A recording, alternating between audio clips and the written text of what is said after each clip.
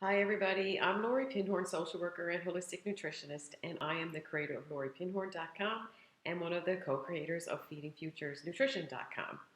And what I want to talk to you today about in this video blog is the importance of your exercise. Now, I'm giving you this message with a full disclosure of that I am what I like to call a recovering over exerciser. And anybody that I work with, I tell them that right at the beginning of this, that I have this idea about exercise that is very different from where I started. In my other life, in my young life, I was a competitive athlete. And what that meant was I was at the gym every day for hours a day. Um, as a competitive gymnast, that meant that you had to, sort of give it all, no pain, no gain, lifting weights as a very young child, and push, push, push with my exercise. And the exercise industry currently, and I guess even from a while ago, is very much about that same philosophy. It's like work harder, try harder, run faster, run longer. And, I sort of have been in those worlds too, as I was a personal trainer. I taught people how to run long distances, and I was a yoga fit instructor. So I certainly understand the importance of exercise and all of the great things that it brings to your life. Now, I have a bit of a different philosophy about exercise now than I did years ago, because I do think that, especially if you're trying to manage your health, lots of us think that, well, I'm going to get on the treadmill, I'm going to burn all these calories, and then, I can eat whatever it is that I want to eat. And we're very much about using exercise and how you're going to fit in your pants. So this is what I want you to know, and you're not going to like this message very much, is that exercise is actually not a very effective way of managing your health. When we look at the research and we look at the numbers, there's great things that come with exercise, the health benefits of it, like from a cardiovascular perspective and how you manage other chronic illnesses and stuff, if you exercise correctly and you don't overdo it and you don't get injured and all that jazz, right?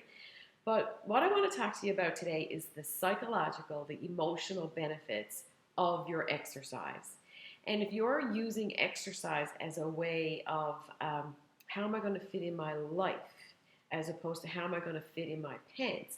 Because, when this journey is all done and said, nobody's going to care about how you fit in your pants. People are going to care, and you are going to care about, was I a good partner? Was I a good parent? Did I do things in my community that mattered? And those kinds of big, valued kinds of things. And unfortunately, the diet industry and the exercise industry has made us very narrow focused in what exercise can provide to us and to our bodies and to our health. So this is sort of a paradigm shift from what you might have already known about exercise. It's certainly a paradigm shift for me. But I want you to think about this.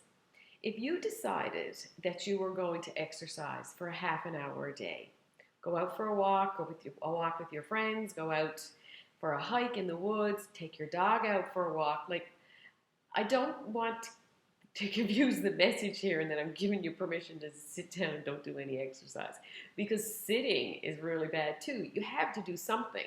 So what are you going to do? And walking is great exercise. Yoga is great exercise. Hiking, swimming, things like that are all really good exercise. And I think that the exercise industry has sort of set us up to have this unrealistic thought about exercise, in that if you don't do something hard and if you don't do something intense, that it's not worth doing at all. But nobody can keep up with that kind of thought pattern. So what I try to help people do is shift into a softer place with your exercise. It has to get done. But what are you going to do? Are you going to walk? Are you going to go to yoga? Are you going to take an aquafit class? Are you going to join a community of people who are in that same mindset when it comes to using exercise in order to help you fit into your nervous system, help you fit into your emotional system, and help you fit into your life better? So the other important thing about exercise is that if you're living with anxiety, what we know is that exercise, specific types of exercise, you got to kind of do some deep breathing when you do your exercise, works better in some cases than any medication. So it's time for exercise to start to use exercise as medication when it comes to our mental health concerns. And there are some great doctors out there and psychiatrists, psychologists who I know in my area who I'm sharing clients with who they say that message like, let's talk about your exercise, let's use it as medicine. And part of the reason is because it recalibrates your nervous system where your anxiety lives. It cools down the heat in your brain. It provides oxygen to the frontal cortex where you want all your logic to be accessible. It decreases that, shallow, heavy breath that we get up here when our anxiety is revving. And then you get all the great benefits of lowering your cholesterol and your blood pressure. And you might actually fit in your pants better too. But we need to start using exercise as medicine to help us live with our chronic mental health conditions and physical health conditions. So I think a great thing to practice is this. If you can get outside or on your treadmill or wherever for a half-hour walk every day, the benefit in that is that you've made the decision. You've committed to your health. You have made the decision that I have a half hour for me. It prioritizes your health, which in turn helps you prioritize your health once you get into the kitchen. It's all an exercise in creating health thought patterns. So you prioritize your walk because your health and your wellness is important to you, and that bleeds out into the rest of your life. You're not fitting in your pants better because you are running up and down the road. I can guarantee you that.